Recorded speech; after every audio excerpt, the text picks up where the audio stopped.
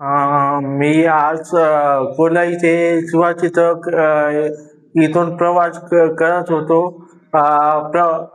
पहिलं महानगरपालिकेत केलो होतो, तर त्याने सांगितले होते अपंगाला 75% सवलत आहे सिटी लातूर सिटी मध्ये.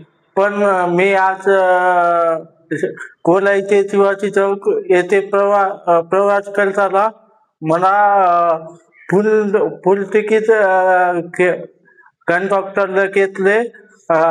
इतर लाडक्या बहिणीला पूर्णपणे मोफत बस आहे, पण माझ्यासारख्या अपंग व्यक्तीला इथं हे कंडक्टर फुल फुल तिकीट घेते.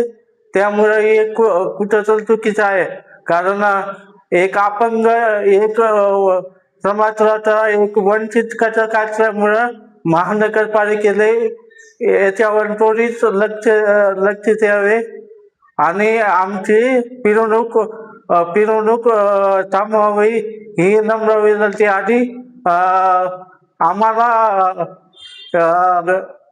खूप त्रास देते, मानसिक त्रास देते ते हे लोक कंट्रॅक्टर. त्यामुळं याच्यावर कठोर कारवाई करावी ही नम्र विनंती. धन्यवाद.